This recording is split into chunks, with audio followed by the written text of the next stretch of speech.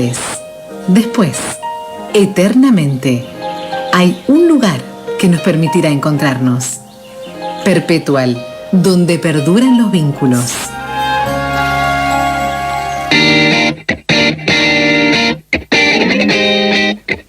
La Argentina venía con índices sociales muy preocupantes en la gestión de los Fernández, Alberto y Cristina, los ligados con, por ejemplo, la caída del poder adquisitivo, por ejemplo, el aumento de la pobreza, pero tenía un signo o un índice para valorar, que era el del empleo. Es cierto que esos números bajos no generaban satisfacción social, porque teniendo trabajo igual mucha gente estaba debajo de la línea de la pobreza.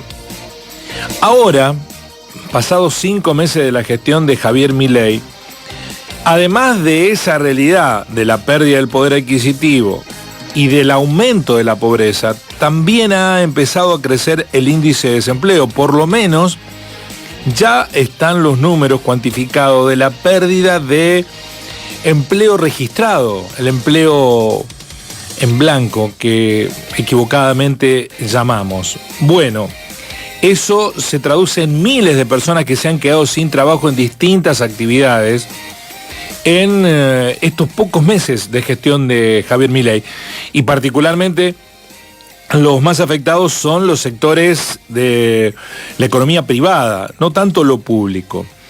Sobre la situación laboral en la Argentina y el título Un mapeo para el diálogo público, se va a concretar este jueves a las 19 horas una charla, una exposición en la Biblioteca Popular Mariano Moreno, allí en Sobremonte 1079, a cargo de la doctora Jessica Plá, que es doctora en Ciencias Sociales, licenciada en Sociología, profesora de la UBA, investigadora del CONICET, y obviamente trabaja sobre estos temas ligados con el escenario laboral.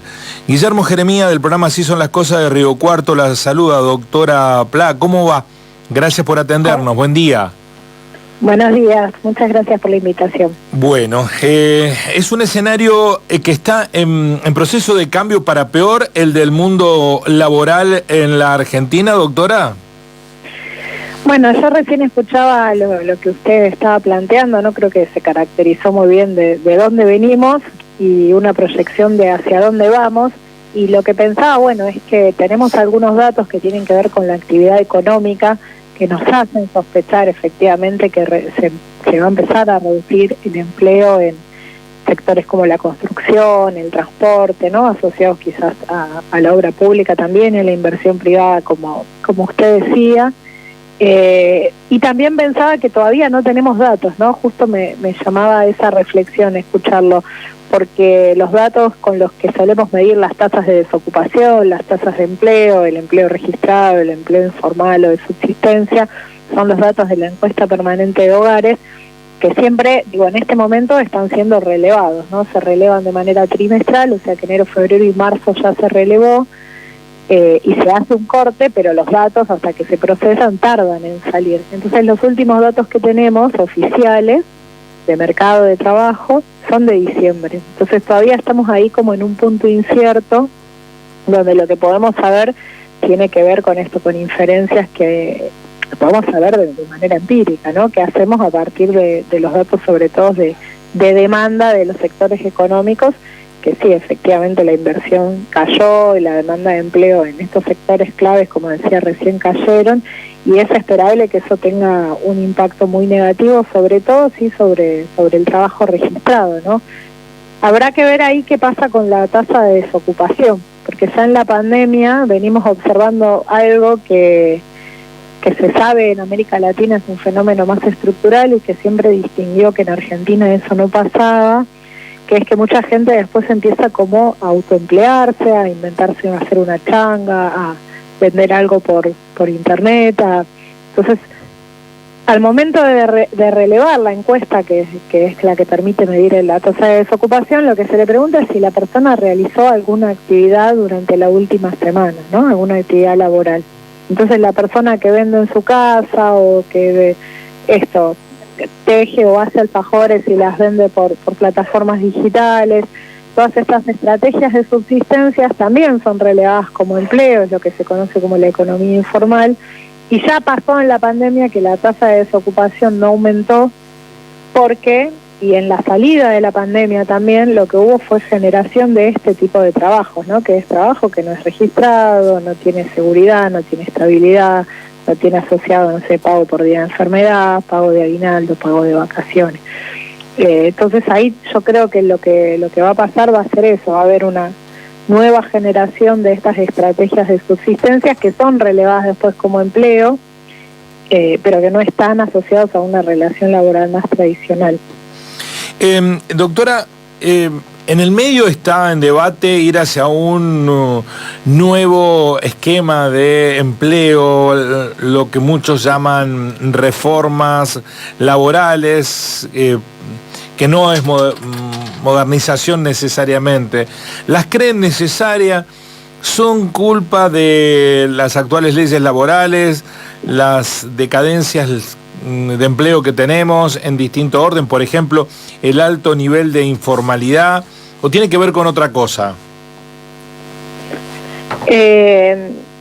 Yo recién lo escuchaba, usted decía esto, no son modernización, creo que no, que serían todo lo contrario, no es como retroceder en materia de protecciones sociales, ¿no? Ahora está como por ahí bastante en boga decir esto de no perder derechos, pero bueno, también es cierto que con altas tasas de informalidad y de economías informales que se mantienen estable alrededor del 30%, tenemos amplios sectores de la población que nunca pudieron tener esto, vacaciones pagas, días por enfermedad, licencias médicas, a este tipo de derechos hablamos, ¿no?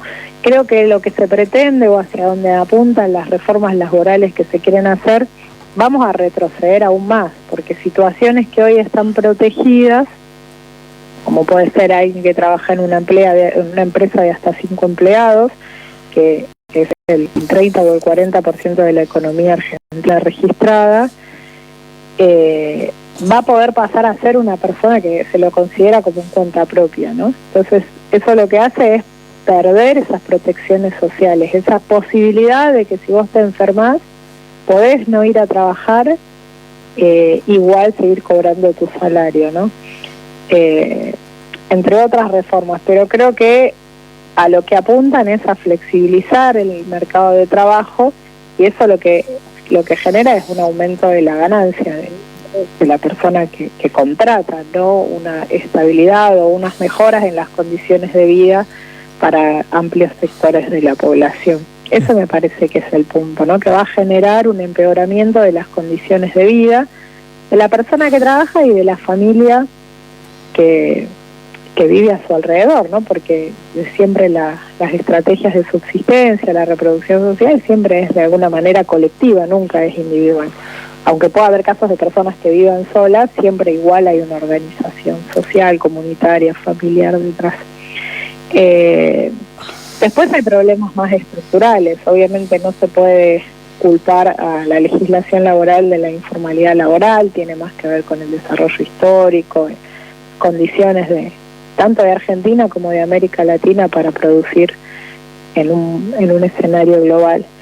Y después hay otros sectores de la economía que sí necesitan ser regulados, y que eso es una realidad, y recuerdo colegas que dicen no hay que tenerle miedo a esta idea de la reforma laboral, sino avanzar hacia siempre pensar en legislaciones que permitan mejorar las condiciones de vida de amplios sectores de la población, como puede ser el empleo por plataforma, ¿no? Esto las personas que hacen reparto por plataforma o que conducen Uber, Cabify, pero también hay un montón de otro empleo por estas plataformas globales que trabajan afuera, diseñadores, docentes incluso, que todavía no son muy relevantes en términos de la totalidad de personas que trabajan en esas plataformas, pero sí imponen un nuevo desafío como cómo proteger o cómo legislar sobre esos sectores de trabajo que se estima van a seguir creciendo, ¿no? Porque que no están las empresas en este país, sino que están en otro lado, que no se los consideran trabajadores, sino asociados o socios cooperativos. Entonces, ¿cómo pensar una legislación que avance hacia esos sectores que, si bien hoy quizás pueden tener trabajo relativamente regular, no está arreglado por ninguna legislación, y aunque ante un incidente, no sé, te roban la moto, te rompen el auto, te quedas sin trabajar y sin posibilidad de volver a trabajar de eso, ¿no? Porque no hay ninguna protección o para reponer tu auto, para reponer tu computadora, como un ejemplo, ¿no? Pero hay como que avanzar también en estos desafíos que impone la nueva forma de organización económica, la digitalización del trabajo. Ahí hay como dos cosas, ¿no? Estos dos polos. Por un lado la informalidad y por otro lado todas estas transformaciones, que muchos de esos trabajos se realizan de manera precaria, ¿no? Entonces también habría que avanzar hacia ahí. Doctora, permíteme revisitar el concepto de informalidad, porque aquí en Río Cuarto, en esta zona del país, es uno de los conglomerados de los que mide la pH más altos respecto de la informalidad. ¿A qué obedece? Porque en los 90 había mucha desocupación, pero no a niveles tan altos de informalidad. Estábamos en el orden del 30% y ahora estamos cerca del 50% de la informalidad.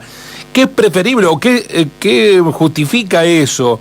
¿Es preferible tener informalidad o tener más desocupación y menos informalidad? Preferible sería tener más empleo registrado, ¿no? O más protecciones sociales, pero en ese tándem, en ese juego, ¿no?, entre la desocupación y la informalidad, yo visité la ciudad antes de la pandemia en el 2019 y aprendí mucho, sobre todo de lo que tuvo que ver con la organización de cartoneros y de ciertas cooperativas que se fueron gestando a partir de lo que fue el estallido del 2001, la crisis social, económica y política del 2001-2002, y creo que es un reflejo de lo que pasa también en otras ciudades, que esa organización cooperativa se terminó asentando en estas últimas 2 décadas y como yo decía antes, se mantuvo invariante o creciendo, porque ante la falta de empleo registrado, entonces las personas empiezan a utilizar esa experiencia que tienen, o propia o familiar, o de un vecino, de una vecina, y empiezan a generar formas de conseguir ingresos. Esto que se autoempleo es esto, formas de conseguir ingresos de manera cooperativa, de manera asociativa, lo cual está muy bien, pero tendríamos que avanzar hacia arreglar las protecciones de ese sector. Y ese fenómeno es muy propio de América Latina y nunca lo fue tanto de Argentina, hasta, ya te digo, los últimos 20 años, y se está notando más en los últimos 5 años, efecto pandemia para adelante, porque en otros países de América Latina, sobre todo América Central, no tanto de los países del Cono Sur, nunca hubo tantas protecciones laborales o tanta extensión del empleo como forma de integración social como en Argentina, ¿no? Que siempre fue esto de la excepcionalidad del caso Argentina, más sectores medios, mayores protecciones, empleo industrial, cierto proceso de industrialización. Entonces esto de que no había quizás más desocupación por la ruptura de ese tejido económico del proceso de industrialización por sustitución de importaciones que se empezó en los años 40, 50 y que con, digamos, ciertas intervenciones, más o menos estuvo vigente hasta los años 90. Entonces esas personas, y más también la reforma del Estado en los años 90, hubo mucha gente que de repente trabajaba en un empleo registrado y pasó a no tener trabajo. Entonces pasó a ser una persona desocupada. El proceso de toda esa década, más toda la experiencia del estallido y la organización de los movimientos sociales y la experiencia acumulada, van generando que nos empecemos a parecer más a otros países y no aparece la desocupación como un fenómeno alarmante, pero no porque las condiciones de vida de la población no sean alarmantes, sino porque se van generando estas estrategias donde, bueno, de alguna manera salgo a hacer algo, o vendo, o reparto, o me pongo en Rappi, o vendo por internet, eso que proliferó mucho en la pandemia. Nosotras hicimos un estudio también sobre el uso de las plataformas, o sea, Marketplace, Mercado Libre, para hacer venta informal, ¿no? Era algo en mi caso y de fumo. Entonces, creo que ese es el kit de la cuestión. Por un lado, de la organización comunitaria y la experiencia adquirida durante todos estos años, ¿no? Doctora, abro el juego a mis compañeros, pero una última referencia. La respuesta neoliberal es: reformemos las leyes laborales existentes y vamos a hacer bajar la informalidad en el trabajo. ¿Esto está probado que haya ocurrido en algún lugar del mundo en esos términos? Siempre me pregunto lo mismo. No, está probado todo lo contrario, ¿no? Porque el otro día hacía esta reflexión. En este momento que están siendo tan impugnadas las ciencias sociales, decía, no hay modelo histórico o experiencia histórica que demuestre que una reforma, una flexibilización del mercado de trabajo genere unas condiciones en las condiciones de vida de las personas que trabajan, ¿no? Todo lo contrario. Todas las experiencias históricas llevan al fracaso, digamos, al fracaso y a la crisis también, a la crisis y al estallido. Porque además esas reformas promueven que haya más precariedad laboral, más informalidad, no promueven o sea, la reforma en todo caso sería, se podrían pensar y existieron de hecho algunas experiencias de mejorar las condiciones de contratación, sobre todo para la pequeña y mediana empresa, ¿no? Que no les sea tan caro tener mano de obra registrada. Pero estas reformas que se proponen no apuntan a eso, a mejorar esas condiciones con una intervención estatal, sino que apuntan a flexibilizar la relación laboral, a que sea como el juego del libre mercado, donde vos con el que te va a contratar negociás ahí en supuestas condiciones de igualdad, cuando si vos necesitas dinero para que vos y tu familia puedan comprar comida, porque es tan elemental como eso, a veces se olvida, ¿no? Esta dimensión tan básica de la reproducción cotidiana de la vida, comida, ropa, alimentos útiles para la escuela, no hay una condición de igualdad. Entonces terminás aceptando las condiciones que hay, porque es lo que hay, porque tenés que trabajar. Entonces una reforma más eficiente sería una reforma que mejore las condiciones, sobre todo para la pequeña y mediana empresa, que tiene condiciones más difíciles de subsistencia, de obtención de ganancia, ¿no? Las grandes empresas es distinto.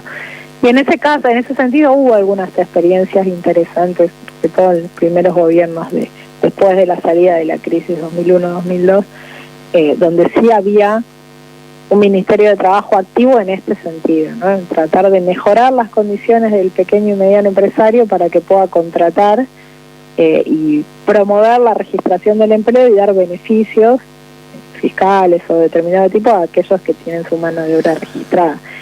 Y sería más Estado, no sería menos Estado, ¿no? Más control, más supervisión, porque también la omisión de la presencia del Estado hace que por más ley que haya no se regule esa relación laboral. Estamos hablando con la doctora en Ciencias Sociales, investigadora del CONICET, sobre la situación laboral. Va a dar una charla el jueves próximo a las 19 horas con ingreso libre a la Biblioteca Popular, en la Biblioteca Popular Mariano Moreno. Mis compañeros de tareas, Mayra y Alejo, le trasladan sendas inquietudes en el final. Alejo primero. Sí, bueno, Jessica, buen día. Te consulto desde tu faceta de socióloga. Aquí en Río Cuarto más del 70% de la población acompañó a este gobierno y bueno, sigue justamente en ese número el apoyo a este gobierno. ¿Cómo se explica o cómo intentan ver ustedes que pese a que todas estos condicionantes, estas medidas que le perjudicarían a la mayoría de ese núcleo votante que acompañó este gobierno, lo siga justamente resistiendo y apoyando estas medidas? ¿Cómo intentan ver eso y qué respuestas le puedes dar al respecto? Y nosotros hicimos varias encuestas durante el año pasado para medir, ¿no? Intención de voto. No era nuestro objetivo final medir la intención del voto, sino correlacionar algunas percepciones sobre o asociar, encontrar una asociación entre las percepciones sobre determinados temas que nos parecen centrales para la vida pública y esa posible intención de voto que nos había dado bastante en todas las encuestas que hicimos, tanto para las PASO como para la primera vuelta, bastante cercanos a lo que efectivamente sucedió. Y ahí creo que y también hicimos muchas entrevistas y grupos en profundidad, ¿no? Ahí creo que hay un aspecto central que tiene un anclaje.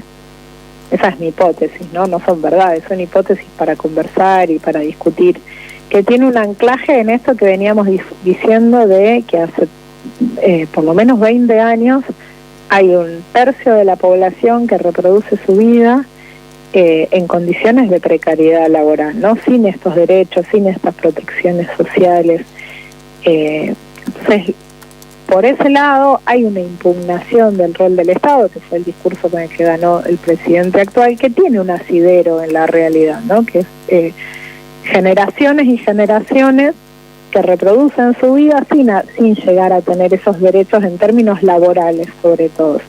Y después hay otras protecciones sociales, como puede ser la salud, la educación, ¿no? Otras dimensiones de la vida pública, que es muy difícil también, después de 20 años, de más o menos con una forma de gobierno, de 15 años, poder sostener que estábamos en lo mejor, ¿no? Como para seguir votando a ese tipo de... o seguir apoyando a quienes en ese momento eran oficialistas. Porque es cierto que hay condiciones de vida que son muy precarias para la mayoría o para grandes sectores de la población. Entonces, en ese sentido, yo creo que hay un núcleo ahí de transformaciones que, bueno, son estructurales. Somos América Latina, somos un país periférico, pero hay condiciones estructurales que hicieron que el pensar que puede venir un cambio o algo mejor, como futuro esperanzador, me parece que es asequible o entendible esa orientación.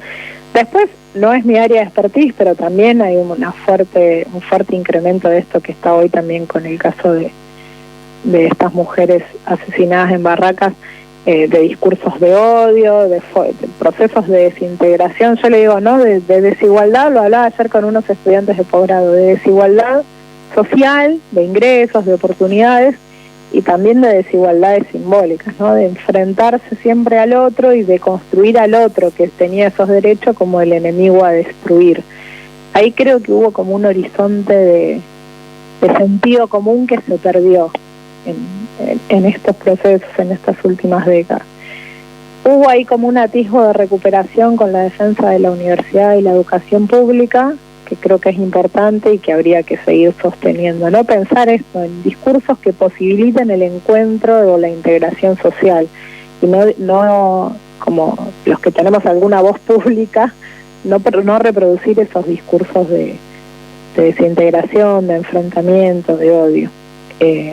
Y bueno, y después en el medio también tuvimos la pandemia que generó también ahí un parteaguas. Bueno, daría para hablar mucho más, pero me parece que más o menos va por ahí, y sobre todo esto de tratar de hacer el esfuerzo de entender y de comprender que hay condiciones estructurales que hacían muy difícil en ese momento la inflación, la informalidad, la inflación tiene un efecto muy subjetivo, ¿no? De no poder predecir lo que va a pasar al otro día, la incertidumbre. Yo cobro hoy 100, pero no sé qué compro con esos 100.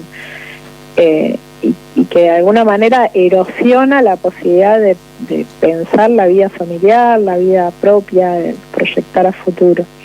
Entonces, en ese contexto, que gane un discurso opositor, me parece que es atendible, digamos, ¿no? Y creo que todavía pasaron muy pocos meses que como para poder ver los efectos propios de una forma de intervención como la que propone este gobierno, liberal o neoliberal. Bien, Jessica, buenos días. En cuanto a lo que mencionaba recién de la defensa de la universidad pública, quería consultarte, y me tomo el atrevimiento, ese mismo jueves también va a haber una charla en el aula mayor de la UNI, hablando un poco esto de la vinculación de los trabajadores con los estudiantes, o la Universidad de los Trabajadores. No quería dejar de preguntarte cómo ves vos hoy en día la situación de las universidades, más allá de estar constantemente en la defensa por las mismas, pero con esto de que siempre se fijó que la universidad mantiene el lema de la movilidad social ascendente, que puedan acceder más trabajadores, y hoy en día también con la precarización laboral que hay y un poco la crisis también hace como un cuello de botella que hace que muchos no lleguen a la universidad y se esté cerrando como cada vez más, o al menos aquí en la Uni de Río Cuarto vemos eso y estamos, permanentemente luchando por esa apertura. ¿Cómo lo ves vos? Es bien complejo el tema, ¿no? Lo primero que voy a decir es que yo soy una defensora acérrima de la universidad pública, gratuita, del ingreso irrestricto con el sistema que se ve cada una de las universidades, sobre todo por mi propia biografía, ¿no? Porque yo tengo una familia de clase trabajadora y nunca hubiera podido ir a la universidad si la universidad no hubiera sido pública. Y para mí lo más importante del acceso a la universidad, que se estuvo diciendo mucho estos días, es esa posibilidad de encontrarte con otros, ¿no? De encontrarte con otros diferentes a vos, de conocer y que te abre mundos de vidas. No es solamente la universidad, te abre libros, te abre espectáculos, te abre música, te abre cultura, te abre contactos, te abre posibilidades de intercambiar y de pensar con otras personas que no vienen de tu mismo entorno. Y eso creo que cuando yo decía antes, ¿no? Esto de falta de un horizonte común, es lo que cada vez existe menos. No es un fenómeno global también, pero en nuestra sociedad se ve muy bien. Hay escuelas privadas, hay privatización de las universidades, de la educación superior, ¿no? Ya no es, para muchos sectores de clase media alta, ya no es la universidad pública un espacio deseable o aspirable. Hay universidades privadas que crecieron mucho también a nivel internacional y que se están posicionando muy bien, eso que antes tenían las universidades nacionales. Entonces creo que el fenómeno de igual, así todo, una defensa tan fuerte como hubo de la universidad pública, es bien importante en términos de esto, de encontrar dimensiones que todavía nos unan como sociedad. Y en términos más de los datos y del acceso a la educación, es cierto que las condiciones de crisis siempre van a generar la imposibilidad de los sectores más bajos de la población de acceder a la educación superior. En las últimas décadas hubo un incremento de la matrícula, eso está probado, nosotros lo hemos estudiado también, de todos los sectores sociales, que también es un fenómeno estructural. Digo, cuando nuestros abuelos eran chicos iban hasta la primaria, eso lo sabemos todos, ¿no? Después lo más común era ir a la secundaria, aunque siempre hubo gente que no llegó.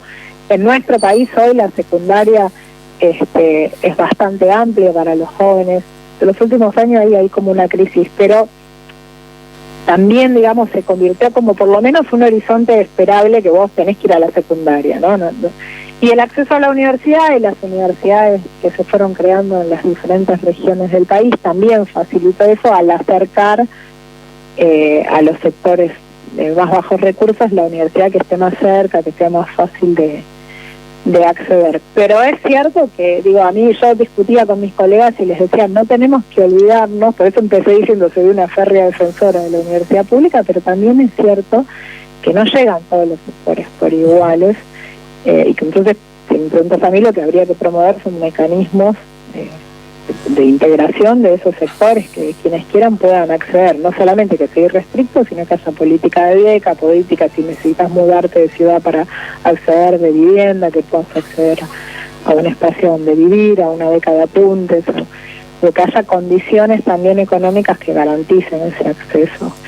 Y después hay desigualdades de origen, eso es súper interesante, ¿no? Con esto de la movilidad social ascendente, que es cierto, pero también en un momento yo estudié, este era mi tema de tesis fue y habíamos hecho una prueba de estadísticas en el equipo que yo trabajo, que coordina Agustín Salvia en el Instituto Gino Germani de la UBA, donde mostramos que a igual profesión, o sea, a igual nivel educativo, igual profesión, las personas que venían de sectores trabajadores ganaban menos que aquellos que venían de sectores universitarios, ¿no? De los que venían con menor nivel educativo, aún habiendo completado la escuela, la educación universitaria, tenían ingresos menores en sus trabajos, en su inserción laboral, a la de los que venían de niveles educativos similares.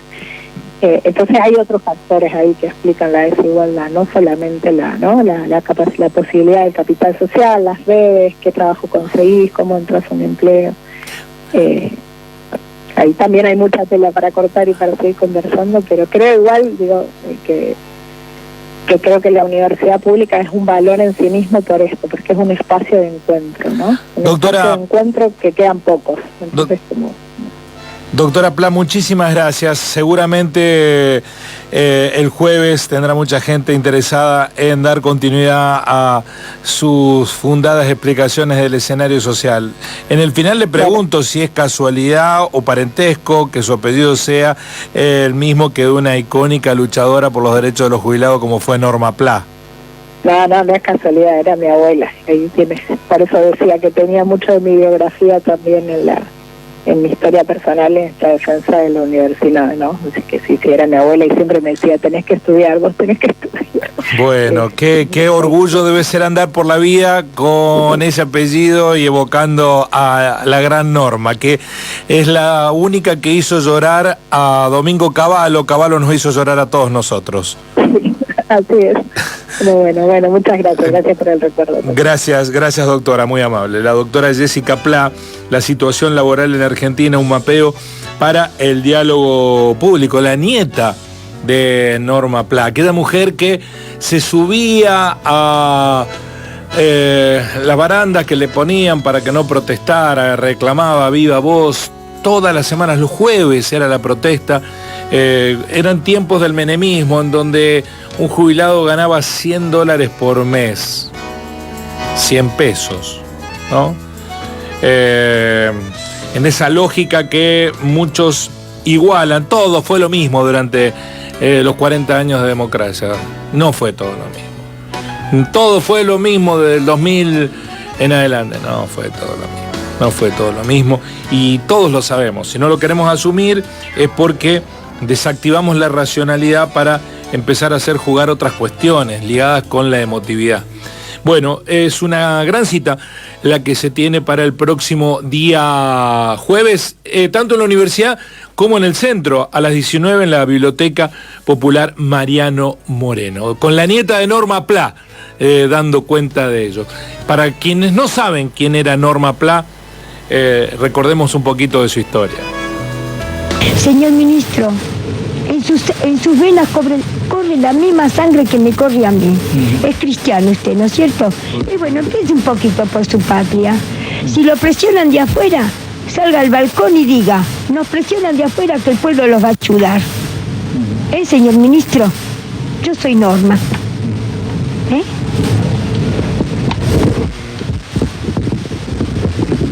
Mi padre también es jubilado. Yo me acuerdo cuando era un niño, él aportaba como aportó su esposo.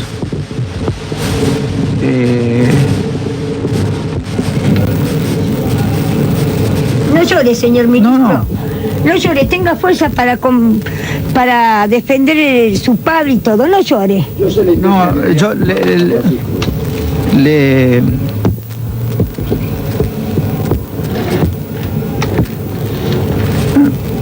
yo estoy emocionado. Sí, ya nos damos cuenta.